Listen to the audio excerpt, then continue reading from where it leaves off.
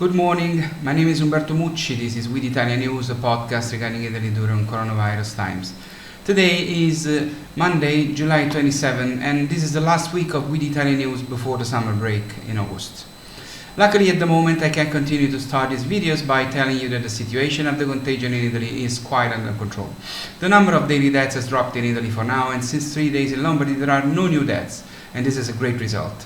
The RT index, which represents the risk of contagion, is above 1 in 6 regions, Veneto, Emilia-Romagna, Piedmont, Liguria, Lazio and Lombardy, but it does not worry, and in Calabria, Molise and Puglia the index is at 0. In May and June in Italy there have been fewer deaths than the average of the same months in the 5-year period 2015-2019. Actually, we are now the European country with the best numbers at all. For example, yesterday Great Britain stated that all those who return from Spain, where the contagion has risen, will have to do 14 days of quarantine. And there is hope that this may push British tourists to choose to come to Italy, which is certainly more disorganized than Spain, but much more beautiful. Just think that the British spent 18 billion euros on tourism in 2019 in Spain and only 3.8 billion in Italy. We would really need them to come and see the beauties of Italy, waiting to welcome back the Americans and the others who cannot enter at the moment. Perhaps the most important news is that the president of the Italian company that is collaborating with the University of Oxford on the vaccine that at the moment is ahead of all others in the world, now at phase 3 with the test on 10,000 people, yesterday said that if all goes well, it is expected that at the end of September large-scale production can start, which will bring the available doses in Italian pharmacies in January 2021. Italy has signed an agreement that provides for a preferential lane for our country in the distribution of this vaccine. You probably followed the story of the bridge of Genoa in Liguria, which collapsed 2 years ago and had become a symbol of Italy that wants to start again, because it was rebuilt very quickly thanks to a series of steps that have eliminated bureaucracy and thanks to the excellence in this field of Italian companies, which build wonderful infrastructures all over the world. The new bridge in Genoa, which will be called Ponte Genoa San Giorgio, will be inaugurated on August 3. On July 31, to honor this moment, a concert is scheduled at the Carlo Felice Theatre, the Theatre of Genoa, which, we remind you by the way, is the city where Christopher Columbus was born. And it is there that will be played for the first time the last unreleased work by the maestro Ennio Morricone, who died a few days ago. A piece composed at the request of the city of Genoa, just to remember all the people who lost their lives when the bridge broke in August 2018.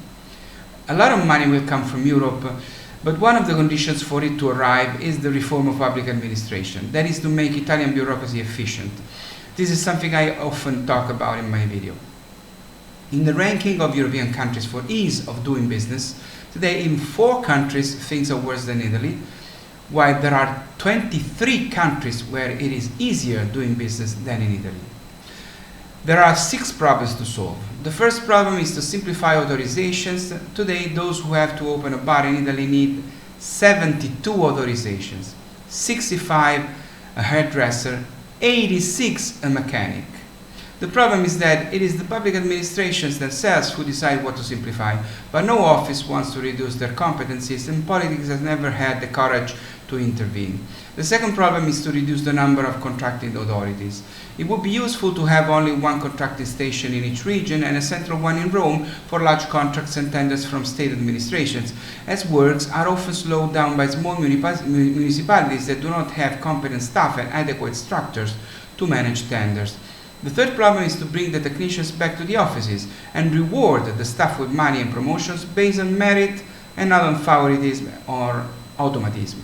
The fourth problem is to block those who always and only say no. An example, in 2001, the Florence Waste Plan foresaw the construction of a waste-to-energy plant.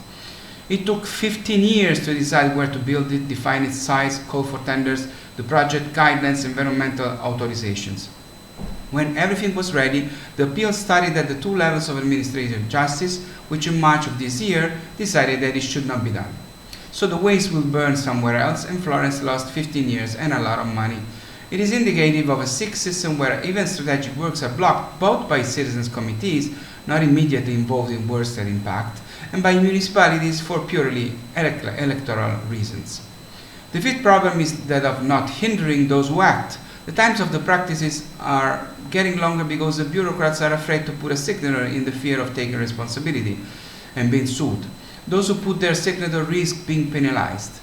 The sixth problem is that of rationalizing the competencies. In environmental matters, for instance, the competencies are divided between 4 ministries, 20 regions, 110 provinces, over 8,000 municipalities, and thousands of other local and national environmental institutions. It's crazy.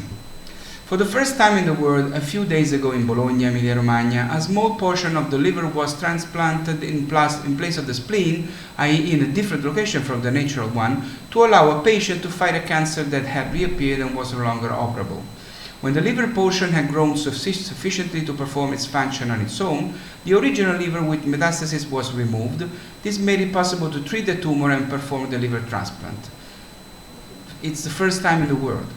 The patient, a 40-year-old man from Naples, is now well and leads a normal life without limitations. Once again, Italy is first in the world thanks to the union of genius in finding a solution never seen before and talent in putting it into practice.